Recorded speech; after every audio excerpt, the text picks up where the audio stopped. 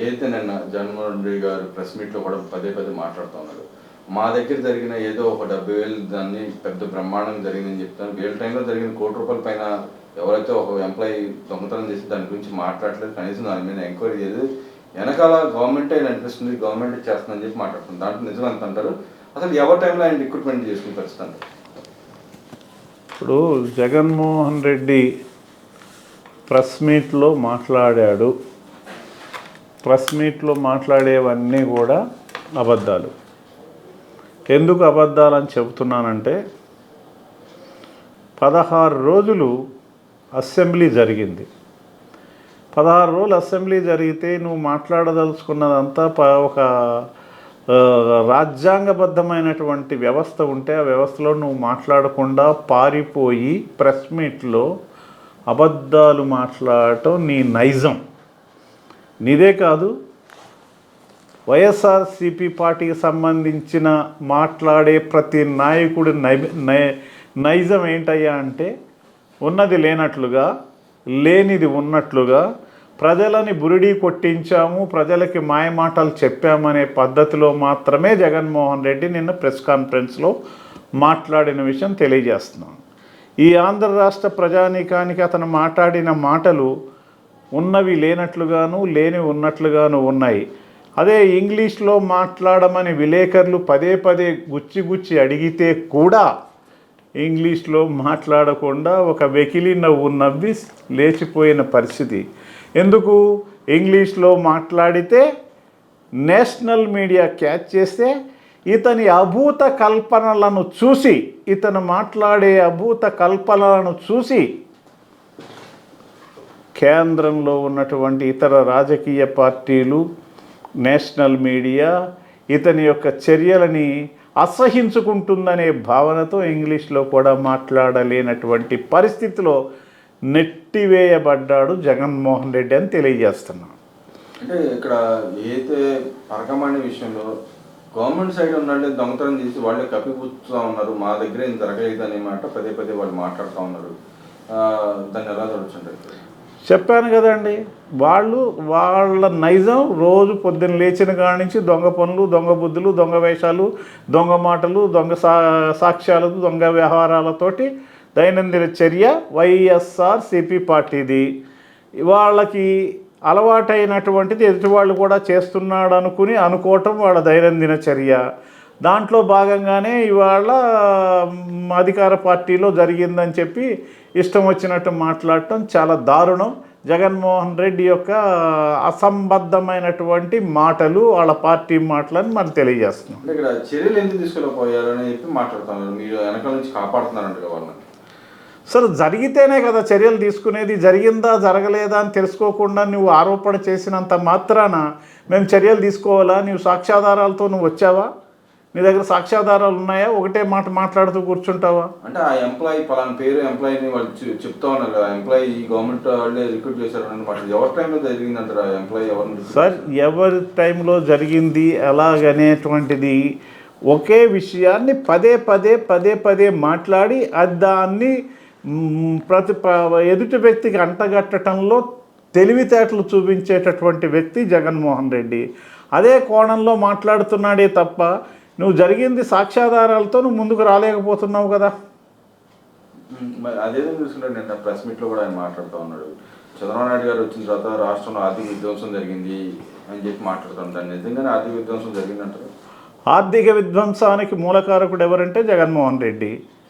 2019-2024 10 లక్షల కోట్ల రూపాయలని మరి తీసుకొచ్చి ఆంధ్ర రాష్ట్రాన్ని రుణాల కిందకు తోసివేయబడ్డప్పుడు ఏం చేసావు నువ్వు, ఏం చేయలేదు అనేది నీకు తెలియదా? నువ్వు ఈ రోజున రాష్ట్రం అన్ని సంక్షేమ కార్యక్రమాలు, అభివృద్ధి కార్యక్రమాలతో ముందుకు తీసుకుపోతూ ఉంటే ఒక బురద జల్లాలని నువ్వు చూస్తున్నావు. ఈ బురద నీ మీదే పడి నీకు బ్రూమ్రాంగ్ అవుతుందనే విషయాన్ని ఈ సందర్భంగా తెలియజేస్తున్నాను. ఇక్కడ 3 లక్షల కోట్లు మేము తెచ్చాము, మీరు 3 లక్షల కోట్లు అప్పు తెచ్చారు, కానీ మీరు చేసిన 2 ఏళ్లలో చేశాను, నేను చేసింది 5 ఏళ్లలో చేశాను అని చెప్పి మాట్లాడుతున్నారు. మరి ఆయన తెచ్చిన 3 లక్షల కోట్లు అనుకుందాం, ఆయన డీబీటీ ద్వారా ఇచ్చేసారు అనుకుందాం, కానీ ఆయన ఏదైతే గవర్నమెంట్ ఆస్తులు కానీ గవర్నమెంట్ ప్రాపర్టీలు కానీ ఎందుకు పెట్టాడు అంటారు?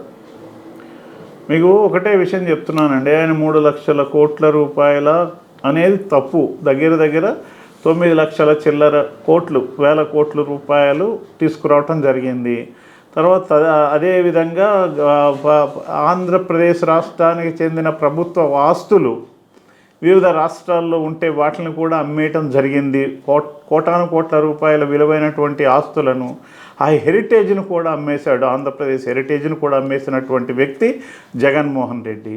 ఇవాళ చంద్రబాబు నాయుడు గారు తీసుకొచ్చారు, చేశారు అని చెప్తున్నట్లయితే ఈయన కన్స్ట్రక్టివ్ యాక్టివిటీలో తీసుకొస్తున్నాడు, కానీ డిస్ట్రక్షన్లో తీసుకురాలేదు కదా.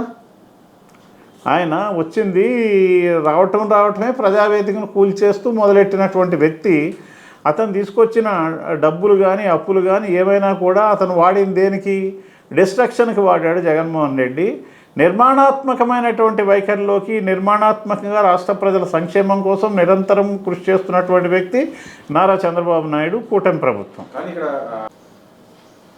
సార్ ఏదైతే నిన్న జగన్మోహన్ రెడ్డి గారు ప్రెస్ మీట్లో కూడా పదే మాట్లాడుతూ ఉన్నారు, మా దగ్గర జరిగిన ఏదో ఒక 70,000 దాన్ని పెద్ద బ్రహ్మాండంగా జరిగిందని చెప్తాను. వీళ్ళ టైంలో జరిగిన ₹1,00,00,000 పైన ఎవరైతే ఒక ఎంప్లాయీ దొంగతనం చేసి దాని గురించి మాట్లాడలేదు, కనీసం దాని మీద ఎంక్వైరీ చేయలేదు. వెనకాల గవర్నమెంటే అనిపిస్తుంది, గవర్నమెంట్ చేస్తుందని చెప్పి మాట్లాడుతుంది. దాంట్లో నిజం ఎంత అంటారు? అసలు ఎవరి టైంలో ఆయన రిక్రూట్మెంట్ చేసుకుని పరిస్థితి అంటారు? ఇప్పుడు జగన్మోహన్ రెడ్డి ప్రెస్ మీట్లో మాట్లాడాడు. ప్రెస్ మీట్లో మాట్లాడేవన్నీ కూడా అబద్ధాలు. ఎందుకు అబద్ధాలని చెబుతున్నానంటే, 16 రోజులు అసెంబ్లీ జరిగింది. 16 రోజులు అసెంబ్లీ జరిగితే నువ్వు మాట్లాడదలుచుకున్నదంతా ఒక రాజ్యాంగబద్ధమైనటువంటి వ్యవస్థ ఉంటే ఆ వ్యవస్థలో నువ్వు మాట్లాడకుండా పారిపోయి ప్రెస్ మీట్లో అబద్ధాలు మాట్లాడటం నీ నైజం. నీదే కాదు, వైఎస్ఆర్సీపీ పార్టీకి సంబంధించిన మాట్లాడే ప్రతి నాయకుడి నైజం ఏంటయ్యా అంటే, ఉన్నది లేనట్లుగా, లేనిది ఉన్నట్లుగా, ప్రజలని బురిడీ కొట్టించాము, ప్రజలకి మాయమాటలు చెప్పామనే పద్ధతిలో మాత్రమే జగన్మోహన్ రెడ్డి నిన్న ప్రెస్ కాన్ఫరెన్స్లో మాట్లాడిన విషయం తెలియజేస్తున్నాను.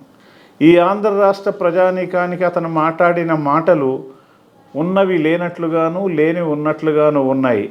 అదే ఇంగ్లీష్లో మాట్లాడమని విలేకరులు పదే గుచ్చి అడిగితే కూడా ఇంగ్లీష్లో మాట్లాడకుండా ఒక వెకిలి నవ్వి లేచిపోయిన పరిస్థితి. ఎందుకు? ఇంగ్లీష్లో మాట్లాడితే నేషనల్ మీడియా క్యాచ్ చేస్తే ఇతని అభూత కల్పనలను చూసి, ఇతను మాట్లాడే అభూత కల్పనలను చూసి కేంద్రంలో ఉన్నటువంటి ఇతర రాజకీయ పార్టీలు, నేషనల్ మీడియా ఇతని యొక్క చర్యలని అసహించుకుంటుందనే భావనతో ఇంగ్లీష్లో కూడా మాట్లాడలేనటువంటి పరిస్థితిలో నెట్టివేయబడ్డాడు జగన్మోహన్ రెడ్డి అని తెలియజేస్తున్నాను. అంటే ఇక్కడ ఏదైతే పరకమాణి విషయంలో గవర్నమెంట్ సైడ్ ఉన్నట్లే దొంగతనం చేసి వాళ్ళే కప్పిపుచ్చుతూ ఉన్నారు, మా దగ్గర ఏం జరగలేదు అనే మాట పదే వాళ్ళు మాట్లాడుతూ ఉన్నారు. దాన్ని ఎలా చూడొచ్చు? చెప్పాను కదండి, వాళ్ళ నైజం రోజు పొద్దున్న లేచిన కాడి నుంచి దొంగ పనులు, దొంగ బుద్ధులు, దొంగ వేషాలు, దొంగ మాటలు, దొంగ సాక్ష్యాలు, దొంగ వ్యవహారాలతోటి దైనందిన చర్య వైఎస్ఆర్సీపీ పార్టీది. వాళ్ళకి అలవాటైనటువంటిది ఎదుటివాళ్ళు కూడా చేస్తున్నాడు అనుకోవటం వాళ్ళ దైనందిన చర్య. దాంట్లో భాగంగానే ఇవాళ అధికార పార్టీలో జరిగిందని చెప్పి ఇష్టం వచ్చినట్టు మాట్లాడటం చాలా దారుణం. జగన్మోహన్ రెడ్డి యొక్క అసంబద్ధమైనటువంటి మాటలు, వాళ్ళ పార్టీ మాటలని మనకు తెలియజేస్తున్నాం. ఇక్కడ చర్యలు ఎందుకు తీసుకెళ్ళిపోయారని చెప్పి మాట్లాడుతున్నారు, మీరు వెనకాల నుంచి కాపాడుతున్నారంట వాళ్ళని. సరే, జరిగితేనే కదా చర్యలు తీసుకునేది. జరిగిందా జరగలేదా అని తెలుసుకోకుండా నువ్వు ఆరోపణ చేసినంత మాత్రాన మేము చర్యలు తీసుకోవాలా? నీవు సాక్ష్యాధారాలతో నువ్వు వచ్చావా? నీ దగ్గర సాక్ష్యాధారాలు ఉన్నాయా? ఒకటే మాట మాట్లాడుతూ కూర్చుంటావా? అంటే ఆ ఎంప్లాయీ పలానా పేరు ఎంప్లాయీని వాళ్ళు చెప్తా ఉన్నారు కదా, ఎంప్లాయీ గవర్నమెంట్ వాళ్ళే రిక్రూట్ చేశారు అనమాట. ఎవరి టైంలో జరిగిందంటారా? ఎంప్లాయీ ఎవరు సార్, ఎవరి టైంలో జరిగింది ఎలాగనేటువంటిది ఒకే విషయాన్ని పదే మాట్లాడి దాన్ని ఎదుటి వ్యక్తికి అంటగట్టడంలో తెలివితేటలు చూపించేటటువంటి వ్యక్తి జగన్మోహన్ రెడ్డి. అదే కోణంలో మాట్లాడుతున్నాడే తప్ప నువ్వు జరిగింది సాక్ష్యాధారాలతో నువ్వు ముందుకు రాలేకపోతున్నావు కదా. మరి అదేదో చూసుకుంటే నిన్న ప్రెస్ మీట్లో కూడా ఆయన మాట్లాడుతూ ఉన్నాడు. చంద్రబాబు నాయుడు గారు వచ్చిన తర్వాత రాష్ట్రంలో ఆర్థిక విధ్వంసం జరిగింది అని చెప్పి మాట్లాడుతాను. దాన్ని నిజంగానే ఆర్థిక విధ్వంసం జరిగిందంటారు? ఆర్థిక విధ్వంసానికి మూలకారకుడు ఎవరంటే జగన్మోహన్ రెడ్డి.